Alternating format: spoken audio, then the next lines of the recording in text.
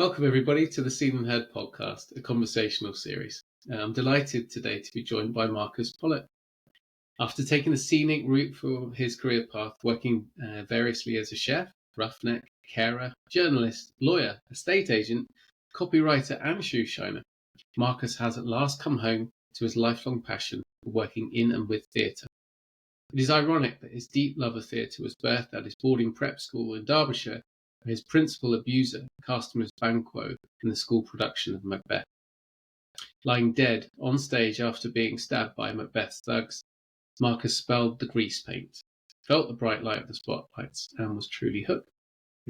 Marcus has now crafted his experiences into an incredible play that has had a sold-out run at the Brighton Fringe in spring this year, named Mummified. This deeply moving play, Mummified, is returning to Brighton at the Manchester Street Arts Club from the 10th to 15th of November in 2025, bigger, bolder, and even more powerful than before. And he's actively fundraising now to make that happen. Welcome, Marcus. Hello, Chris. Thanks for having me. No, it's great. I'm really looking forward to the conversation today because I'm a big fan of the play and of what you've done. So, looking forward to exploring it.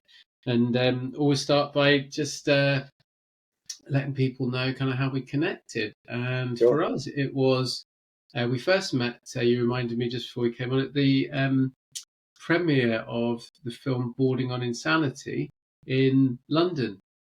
In Dalston, yeah. Yeah, Dalston, yeah, the Rio or something with the cool old cinema there.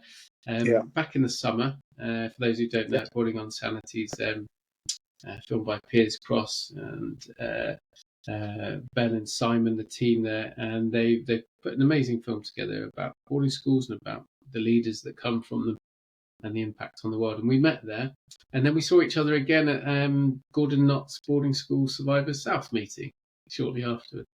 Yeah, that's correct. Yeah, lovely. And we've been in contact ever since. We've been supporting to help get the word out there around Mummified and the fundraising. But before we get to that, I'd love to know a little bit more about your journey to this. So, can you tell me how things were for you when you were young and what shaped you in those early years? Well, it's quite a normal story in a way that my dad was a local solicitor in Nottingham. My mother was a sort of traditional housewife, if you like, and I have one sister. I was 18 months younger, and grew up in a materially comfortable environment on the outskirts of Nottingham, and was sent off to boarding school aged 8. In retrospect, I can see that the material comfort wasn't really matched by emotional and psychological comfort, but that's another story possibly. But so I was sent away aged 8 to an all boys boarding school prep school in Derbyshire, in Bakewell, Derbyshire. My parents had both gone to boarding schools, and it was the done thing, of course. And all my parents' friends sent their sons and daughters to boarding schools, and that was my social network growing up. Yeah, thanks for sharing. So nothing out of the ordinary there. Yeah, wow. Well, tell me, I always love to connect with the young person. What were you like as a child? What were you into? What a question, really. That's so long ago, of course. But what was I into? I really liked nature. I loved being out in the trees. In fact, the house that I grew up in was rather grandly called Tall Trees. There were loads of tall trees. I guess oaks and various other trees in the vicinity. And so I loved nature, and I had I loved bikes as well, and was lucky enough to get an orange chopper for one of my Christmas presents, which I still think of as probably the best present I've ever received. And there it was, wrapped up on Christmas Day, and it was unmistakable what it was, of course. And I clearly liked the colour orange because I had an orange space hopper, and I was bouncing around the garden in the space hopper. So I have a lot of energy, love being outside, and love the colour orange.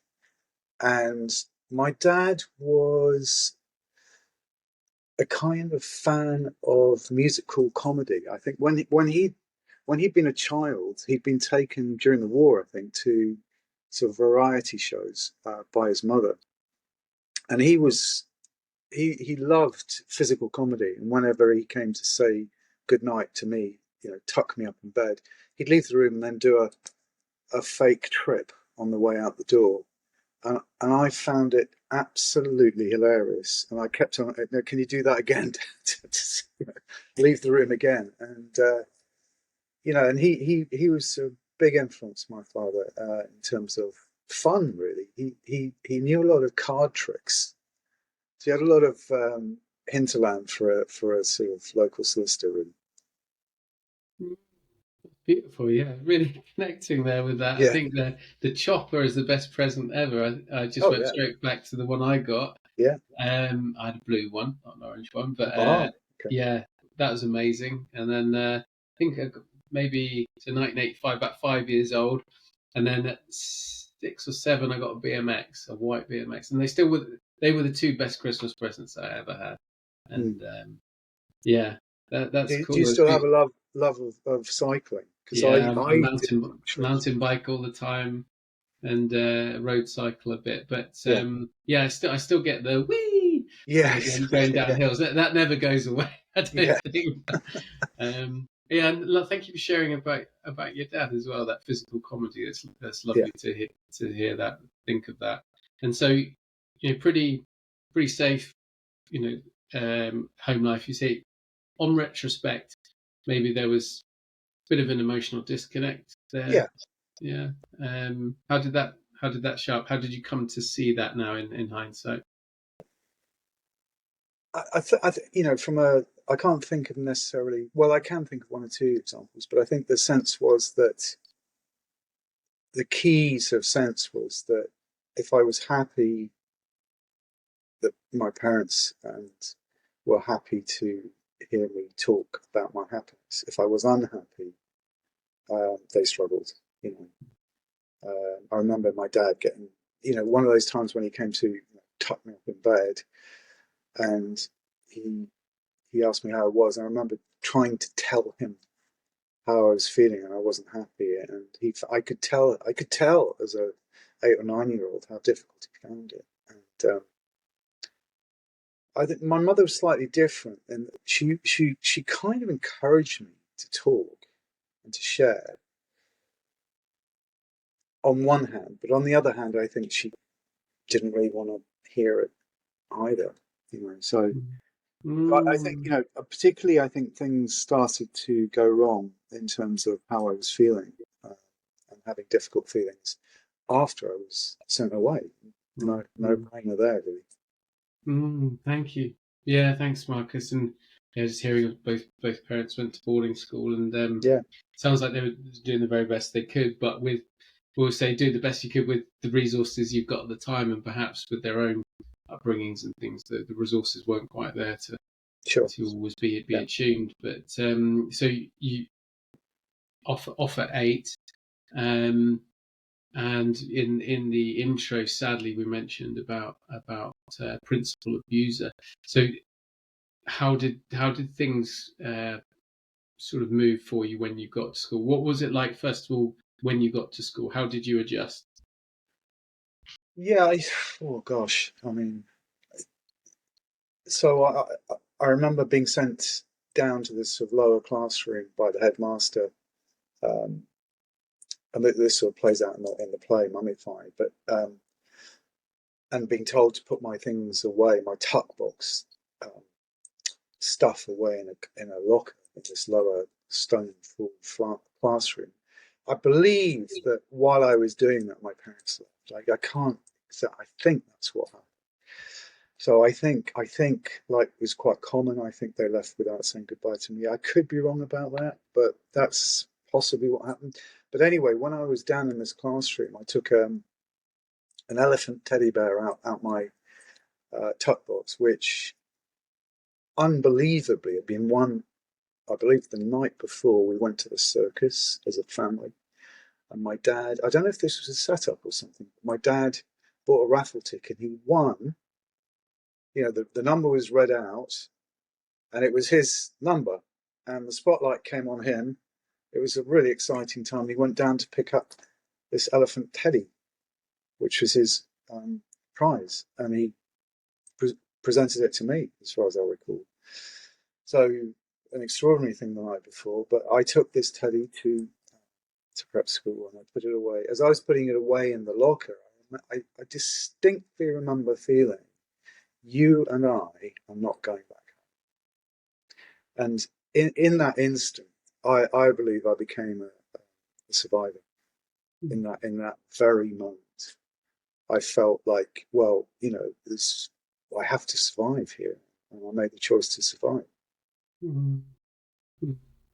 Well, thank you, Marcus. Yeah, very emotional thinking of you with the teddy, Yeah, and that you know that at some point in boarding school, you know, we understand that a decision has to be made to kind of do whatever it takes to get through, if you like, to come through. And but that really clear insight you had straight away that yeah, we're not going to be the same. We're not going to be the same people coming out of this. So let's yeah, just get our heads down. And yeah, yeah, it comes up a lot with, you know, whether it's Joyce Chevron's ABCD, abandonment, bereavement, captivity, dissociation. You know, at some point, whether it takes a while or whether it happens very quickly, the output to being left in an institution without love or appropriate touch, and no matter how benign the institution is, it's still not. It's not parents. It's not home. So at some point, the young person, even if they've chosen to go, you know, which happens a lot, they're not, you know, equipped at that age to make that decision, and therefore there is this um, checking out the strategic survival personality, as Nick Duffel calls it, that has to come online. And what was your survival personality? How did you show up to get through? well, you know, in a something benign, I suppose, was that I was quite sporty. I enjoyed, you know, rugby, cricket, football.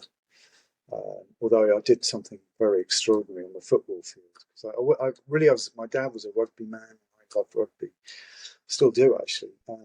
But I remember playing football and the ball coming towards me. I was probably only about 8 or 9, and the ball coming towards me, and I did something which I think the original inventor of rugby did. I picked up the football and started running with it, and the whistle blew, and I felt terribly ashamed. I'd clearly done something wrong. But anyway, sport was a thing that I did well at. You know, I was in the sort of first 15, first 11 cricket. And academically, I did okay. You know, I was sort of brightish. You know, I was okay, and I wasn't. It was interesting that I wasn't bullied at either of my schools. I guess because I was one of the, you know, pejorative word, but one of the jocks. But I didn't feel like I was necessarily bullying myself, but I was thriving in those areas. So I wasn't targeted for bullying, but I was targeted as by, you know, at least 2 paedophiles or predators. Yeah.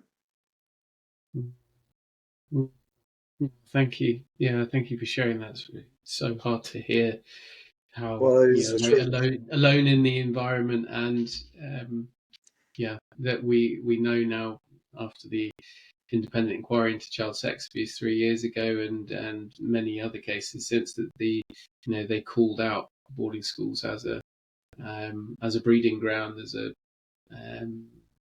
an environment where children were very at risk, from these kinds of Yeah. people, because they were on their own, because a lot of it was normalized as well as the kind of things that went on. So even if you spoke out, there wasn't really too many people to speak to.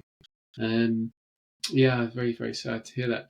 And you're so sporty, that all that energy you talked about when you were young. What about your friendships, relationships, and stuff? Were you? Did you have friends? Did you keep yourself to yourself? How was it? Yeah. Well, I had my boarding school, which I went to at 13, to a place called Bradley College, which I definitely went to. I had a good group of friends there for the first couple of years. Then I sort of entered the puberty tunnel, became very isolated, troubled. But at prep school, it was very different. Having said I wasn't bullied, there was a guy there who did bully me. Actually, now I think about it, physically he was a lot stronger than I was used to. Uh, he used to fight me and sort of beat me a lot, and I felt sort of suppressed by him. Um, I don't recall feeling like I was part of a friendship group, if I'm honest. I think I was just very, I suppose the word now would be traumatized. I think I was just very,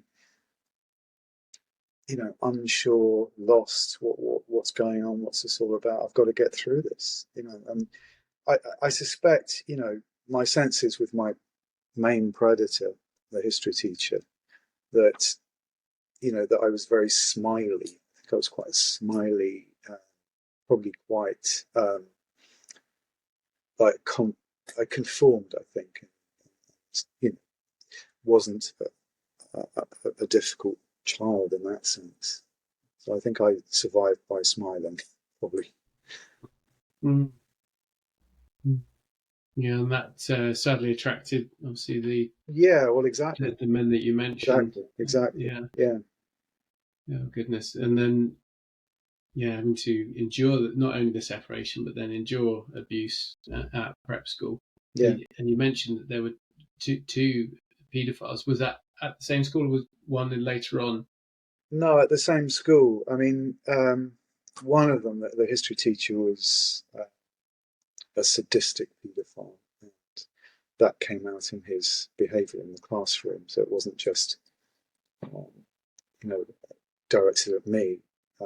In fact, the most horrific memory I have is of him uh, whipping another boy on the games field who'd missed a rugby tackle, and it was Derbyshire Peak District in the middle of winter, sleet, very cold. And this boy had missed a tackle. And the history teacher got out his metal chained whistle and thrashed this boy's bare thighs with his whistle. And that didn't happen to me, but I witnessed it. So you know, so that was to me evidence that this man was a sadist. He seemed to he enjoyed causing boys of our age pain and distress, and I fucking hate him for it. Saying this now, if I'm not, you know, and um,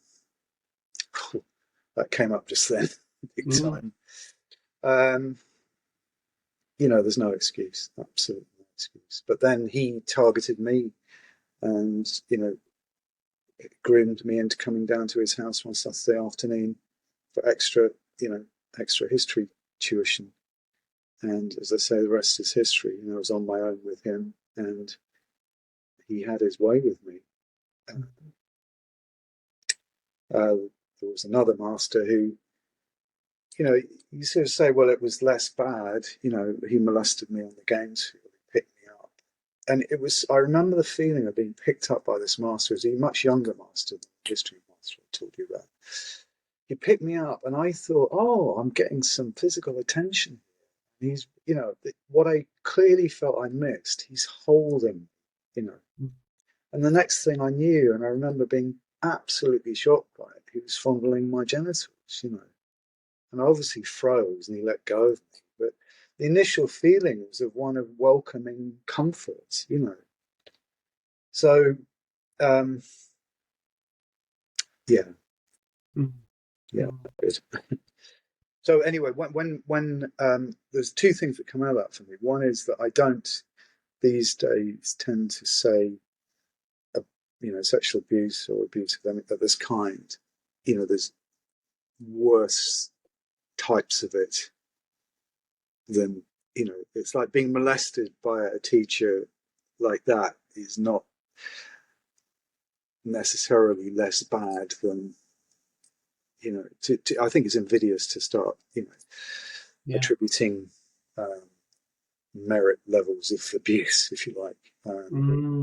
The other thing that strikes me is that a lot of people I've spoken to who were at boarding school say, "Oh, it didn't happen to me," and I said, "Well, the abuse didn't happen to me," and I said, "Well, were you in an environment where this was happening?" And they often will usually say yes. And to my mind, sort of swimming in those shark-infested waters, if you like, even if you don't get eaten by the shark, you're still traumatized by the experience, would be my take on that. Thank you for sharing that, Marcus. And yeah, we've connected a lot over the last sort of 6 months to a year. My heart is with you and all of those who suffered abuse at anywhere. Well, exactly. It's just awful, as you say. If you look at the trauma stuff, which I know you know well, it's not always what happens; it's what you make it mean, and it's the parts inside that get put away into shadow, the parts that and the shame. Sadly, still, from the independent inquiry into child sex abuse, only 1 in 9 people ever come forward about their abuse. And then even if they then go on to make a criminal complaint or a civil complaint, so many don't make it through that process because it's a confrontational adversarial system that tries to shame and demean again the person making the complaint. And it's heartbreaking. We see a lot of people at Seen and Heard coming for emotional well-being, therapy, support, etc. Who just they've tried to do the right thing and come forward, and then they've just been sort of undone all over again by the defence, by the system, if you like. It's heartbreaking. It's heartbreaking. Thank you. It's an overused word these days, it seems to me, but it is disgusting, the way that kids get treated. Yeah. I speak for boarding school children, but obviously it goes much wider than that, child abuse. But it's just it is literally an outrage, and continues to be.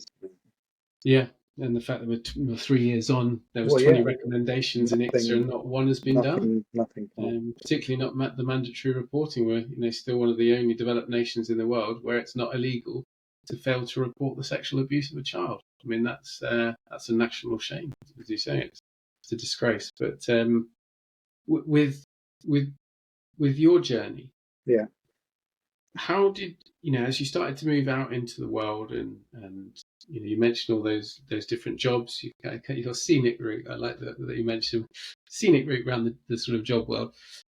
What were you carrying out into the world with you from these early years, from these experiences, and how were you as a young man trying to find your way?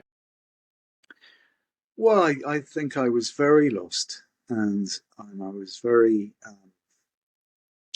fragmented, and that's shown. Sometimes people have looked at my CV or heard about the number of jobs I've gone, and they've been impressed. Wow, you've done all these things, and I don't think anymore that's. I think that's a reflection on.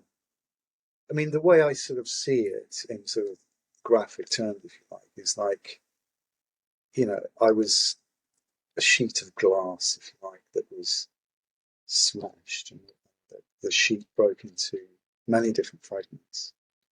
And that's how I went into the world, a very fragmented person. So, I ended up with all these fragments of career history, and that's how I see my CV really, is just a kind of almost like a stained glass window with different shards of glass in it. Yeah. Mm. Mm. And, Yeah. and the key thing I think for me is that being victimized as a kid, I was even into my 30s, I didn't really get wised up until I did Nick Duffel's boarding school survival workshop in my early 40s. It wasn't till about that time that I got wised up to the fact that I had, you know, victim on my forehead, basically. And I was targeted even as an adult, frankly, by a priest in the Church of England. Groomed, although nothing actually happened apart from the grooming. Bad enough, hey? And in other scenarios, particularly in places where I was looking for support and safety, I was taken advantage of. You know, when I was looking for care. Mm. So that went on until I was in my early 40s, frankly. Yeah. Thank you for sharing that. Yeah, very sad, and sadly, it's once a wound has happened, Yeah. once the wound is open, it's the law of attraction often Yeah. Yeah. brings more of it into our lives until we Yeah. do the work and see it. And so I'm very glad you found Nick's. Yeah. It's Well, very yeah. well spoken about. Yeah.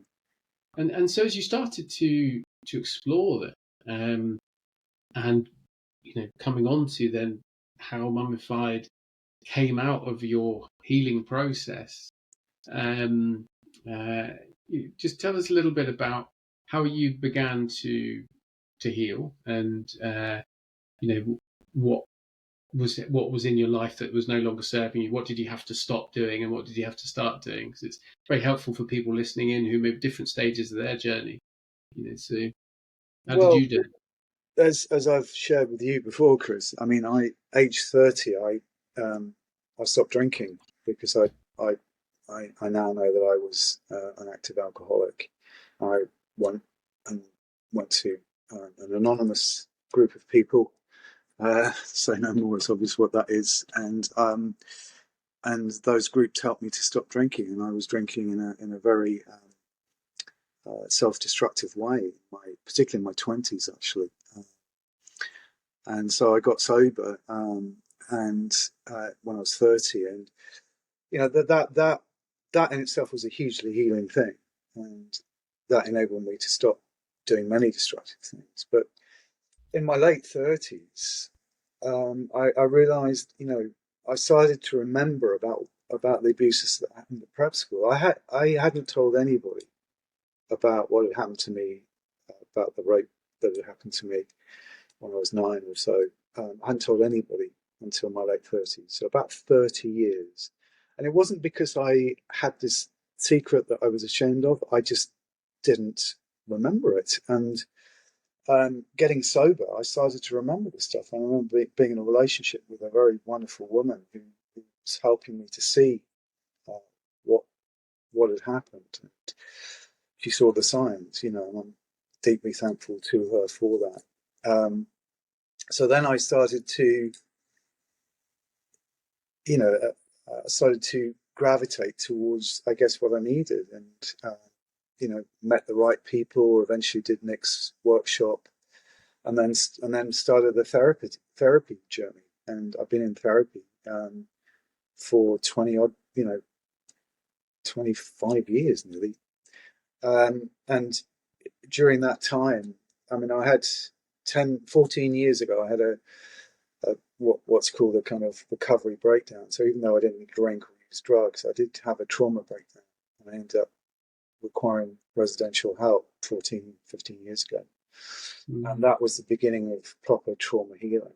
And following that treatment, I went to the Independent Inquiry into Child Sexual Abuse. I told my story.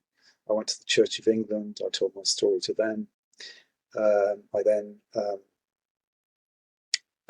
sought compensation from the Criminal Injuries Compensation Board, and I tried through the legal channels to get justice from the school, none of which yielded any results. And essentially, the trouble that I had was I was the only one. So despite the fact of trying to speak to, well, I did speak to probably about 10 exact peers at the time, which were difficult conversations. I haven't spoken to these guys in 40 plus years, 50 plus years. Like, do you remember being abused by this master called James?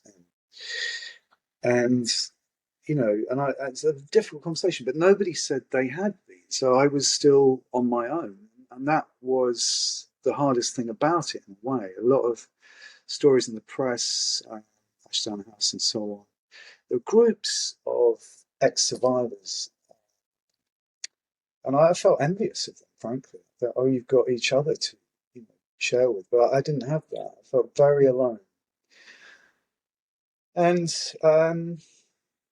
then last year my mother died, and not long before she died, I'd raised this subject again, and she'd denied any responsibility, which is what she'd done through her life. So I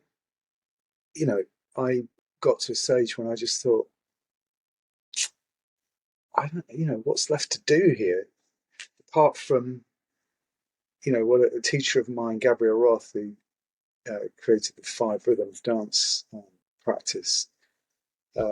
Brilliant person. She had this phrase, turn your suffering into art.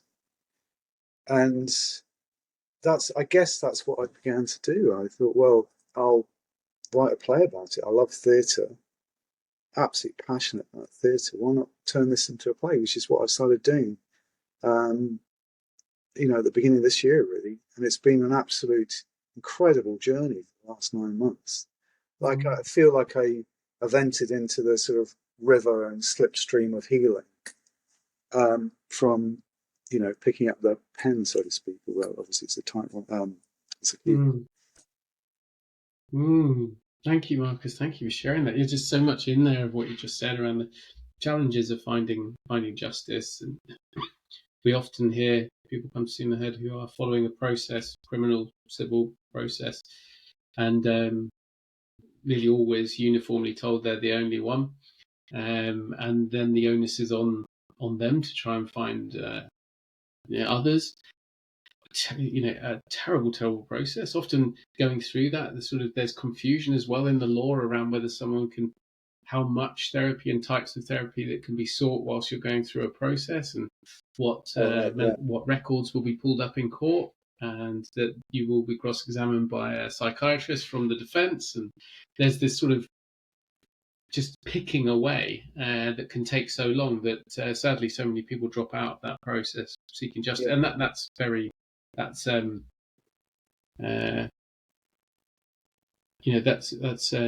done for a reason. It's not an accident that the process is so painful and takes so long, because it helps to, for the defence to or the insurance companies to keep the cost down, really.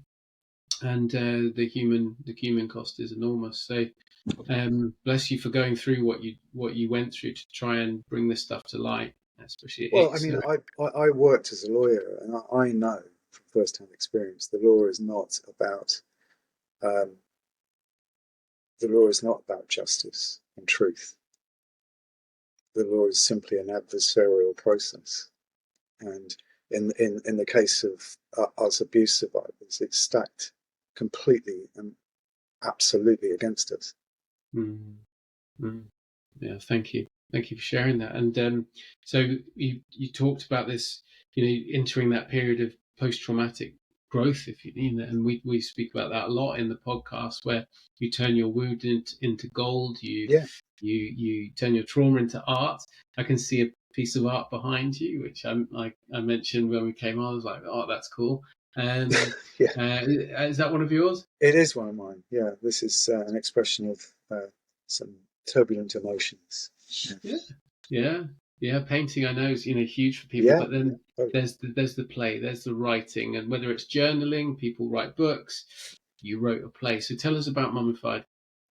well, what I noticed was that I was trying when I started to write it. I noticed I was trying not to write it, and a big turning point was when I realised that. And literally the next day, I just started writing, particularly the difficult scenes, the abuse scenes.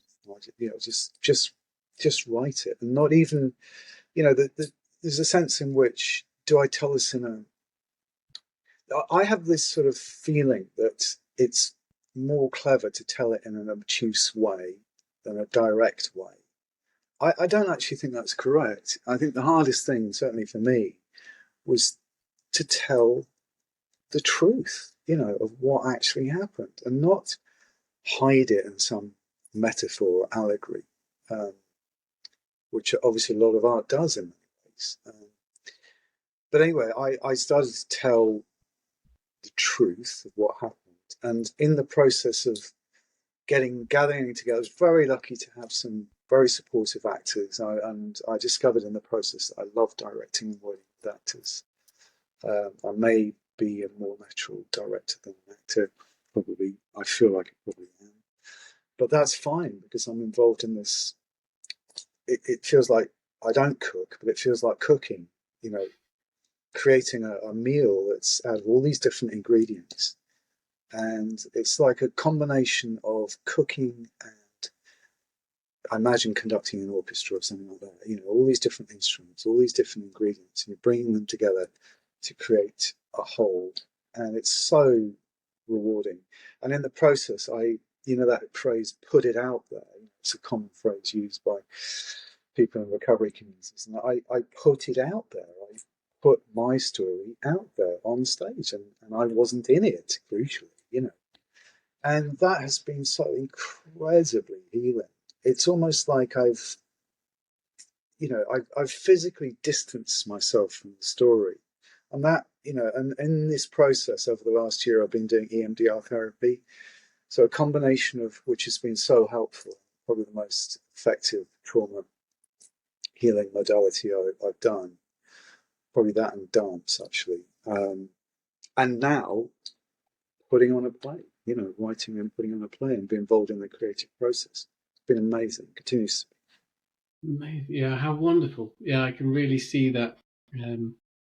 From the day-to-day work I do as a emotional health coach, trauma coach, we use a technique similar to EMDR in many ways, emotional freedom technique, where Yeah. Yeah. tapping, where we are stepping away as the observer, and then able to work with the younger self, or we're able to work with just the feeling or the emotion or whatever it is, but we can see it for what it is, rather than being within the story.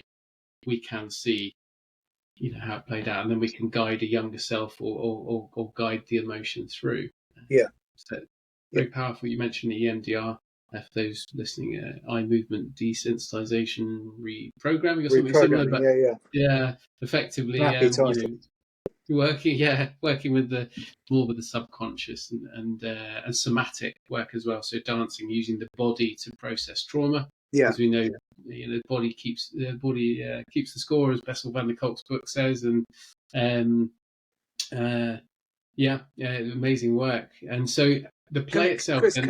can I just say one thing about EMDR, because there's a link between that process and writing the play.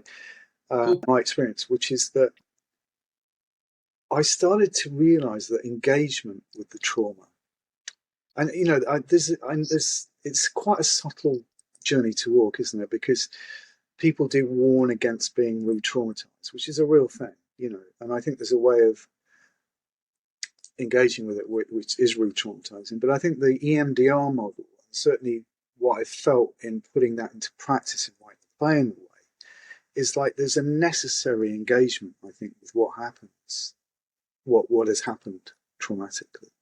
And it's almost like not being afraid of, like, if you've got a fear of spiders, the solution is not to avoid spiders for your entire life. It's to kind of overcome that fear. So when there's a spider on your hand, you're not afraid. So I think that's my model for healing now, is to not be afraid of, engaging with my trauma story. Not to wallow in it or anything like that, but not to be as afraid of it as I have. Absolutely. Yeah, you make a great point there, Marcus, which is, the optimal is to meet these things that have happened and not repress anything, but ultimately in a safe way, in a safe space with someone you trust. And something like EMDR, EFT, some DBRs, another one, deep brain reorienting, is where you're able to look at it without moving into fight, flight, freeze. Yeah. So you're able to process it in a healthy way without being re-traumatized, Exactly. without being stuck again. Yeah. So yeah, those techniques are out there, and I would advocate for anyone to go and check out some things if they're interested. But so as you were able to get some of this perspective, you started writing, and the play's called Mummified. So why Mummified? Yeah. Why that title? Well, originally it had a title before, which was Suddenly Paradise, which we don't really have time to go into why, but and I just felt that wasn't catchy enough. And Mummified was me grasping the nettle, and it's not everybody's story, but my mother was the parent who was pushing. My dad was a much more laissez-faire kind of character, really, and my mother was the one who definitely wanted me to go to boarding school. And in other families, it's often the father, it can be, but in my family, it was my mother. And the difficult relationship throughout my life, say she died last year, was with my mother. That's the most challenging relationship. So it's a combination of the mother, the mummy, if you like, being the lead actor, plus a sense of, when I went to residential treatment 15 years ago, I had some yoga from a yoga nidra practitioner, and in the yoga nidra, I felt like I was right in the trauma, and I felt like I was a burns victim. I was covered. The yoga nidra was putting bandages around me. So this image, if you like, of a mummified, bandaged body speaks to the trauma victim. Mm-hmm. And so it's a combination of, my relationship with Mummy Dearest, plus this sense that the trauma that resulted from going to boarding school turned me into a mummy, almost like a zombie, bandage walking through life. Thank you, Marcus. Yeah, a very visceral image of that. Yeah. And yeah, with the relationship with your mother. Thank you for sharing. I'm very sad to hear her passing away, but also that you can see that being challenging throughout your life. It's something you're working through. So with Mummified, then one thing that stood out in the reviews in the play itself is it deals with some heavy stuff, but it does it in a really creative way and at times a very funny way. So can you speak about what, is that's just how you roll? Is that just you in this script, or how did it come about? Well, I mean, the creative way is, I think that's the thing that I feel most rewarded by, is this sort of sense of allowing something to grow out of, the structure of some scenes, if you like, and working. And this is what really inspires me, I think, is working in a space and seeing how best that space can be used to tell a story, or to put the play on. That's one side of it. The humor is a bit of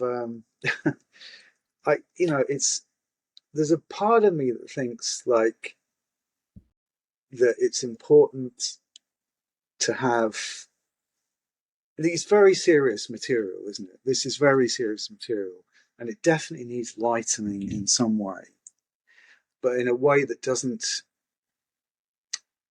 minimize the truth of what happened. So, and that's still, as far as I'm concerned, that's still a work in progress. And there is a character in the play who is called the Joker, really, who basically in some way, it's a bit like, so the model might be King Lear and the Fool, for those who know their Shakespeare, which, I'm a big Shakespeare lover. So that the Fool's role in this environment is to take the piss out of the king, is taking himself too seriously, or is deluded, essentially. So there's a character in the play whose function is to prick the bubbles of delusion, if you like, whatever they may be. I can't say that I've completely understood the function in what we've got at the moment, but that's the idea anyway. That's what we're trying to do. But it's such a fine line. It's the fine line, of.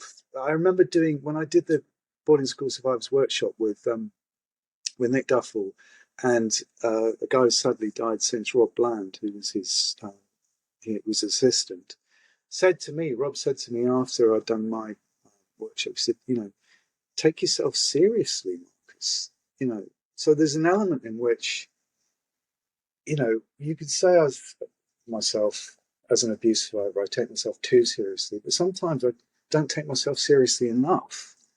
And that's such a paradox, it's such a paradox to work with. And I guess I'm engaging with that in the play in some ways. Thank you for sharing that. Yeah, I know that everyone I know who's seen it has been profoundly moved by it. Some tears, some laughter, but mainly just it's a really heartfelt and well-crafted story. The reviews were excellent. So the Brighton Fringe was earlier this year in spring. Had sold out shows. And there was some other magic that happened, wasn't there, during these shows because of the subject matter? Just tell us about that. Well, on the first night, we had support from some charities, including the Survivors Trust, and Lucy from the Survivors Trust, who I know you know well, Lucy Duckworth. She told me after the first night that 6 members of the audience had gone and reported their adverse childhood experience, I think for the first time, to one of the 2 therapists who were attending on the first night. And it literally blew me away. It's like I wasn't doing this to have that impact. As a cast, we weren't thinking about having that impact. Obviously, we had those 2 therapists there from the Survivors Trust, which was amazing.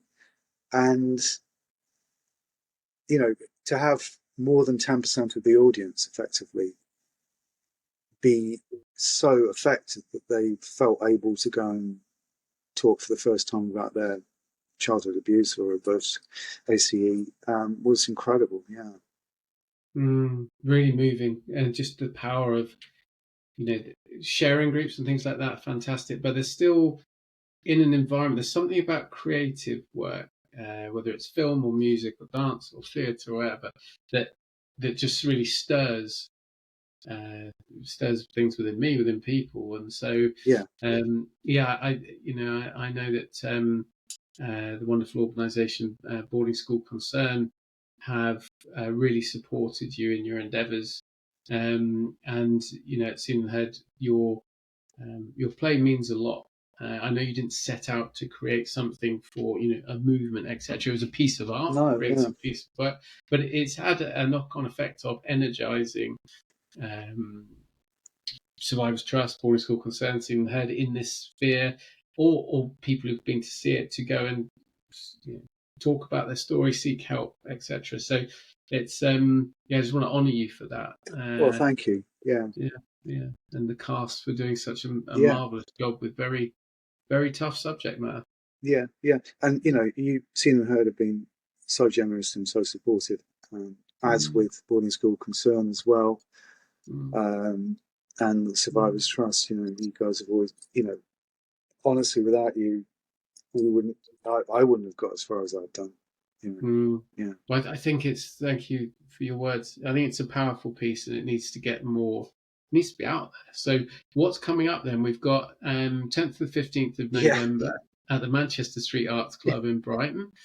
It's a bigger, bolder, and even more powerful show. So you're working and you're in rehearsals now, right? Yes. How's that going? It's going fantastically, and we've got new actors. 1 or 2 of the actors in the Fringe show haven't been able to continue, but that what that means is that we've got different takes on various characters and so on. I've also written more scenes, so the play now runs to probably just under 2 hours, and we're doing it as a proper evening out at the theatre with. I know I spoke about this before, but it has an interval.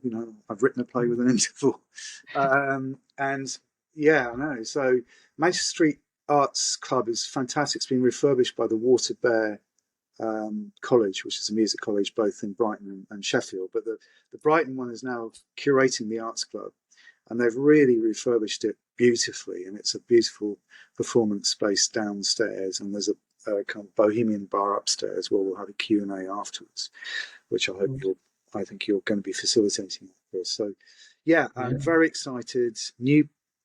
It's substantially similar play, but we're looking now this time around at the intergenerational aspects of trauma. So the predator, if you like, his childhood gets a look at, which I'd be very interested to see how that plays out, and it's very rewarding to be involved in rehearsals for that. Very powerful to bring that element in, so important.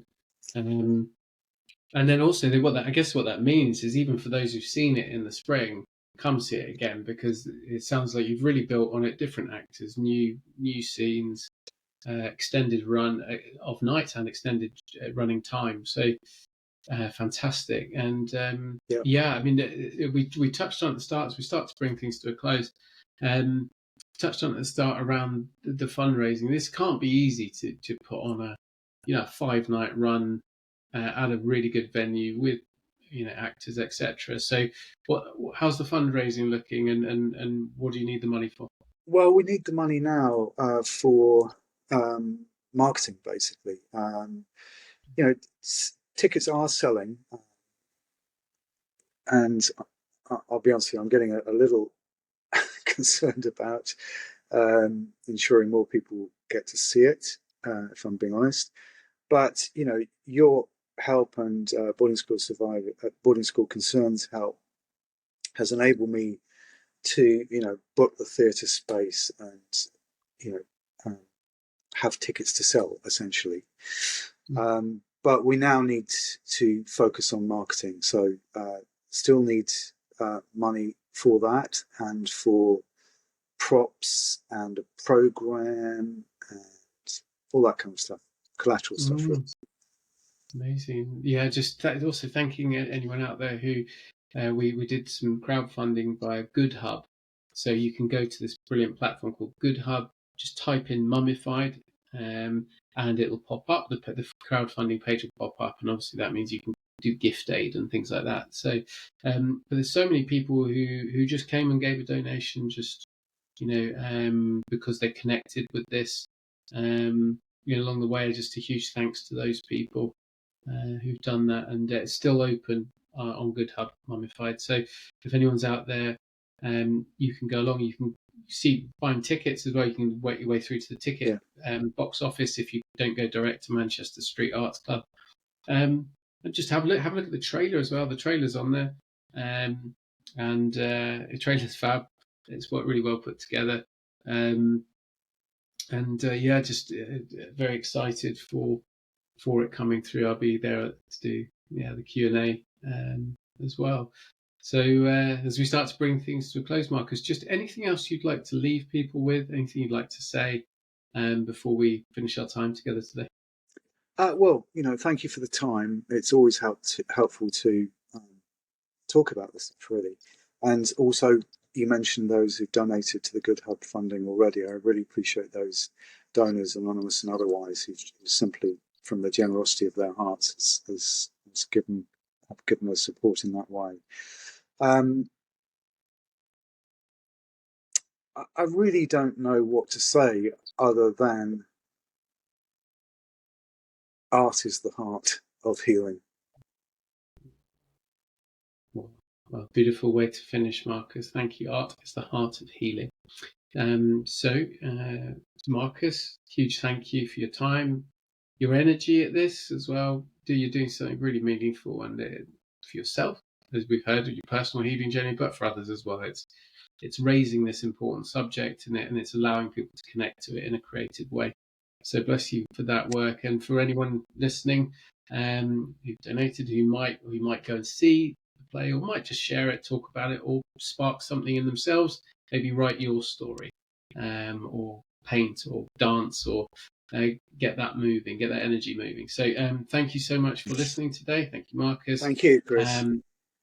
The Seen and Heard podcast, and we really look forward to seeing you on the next one. So have a great day and take care. Bye-bye. Bye. Thank you.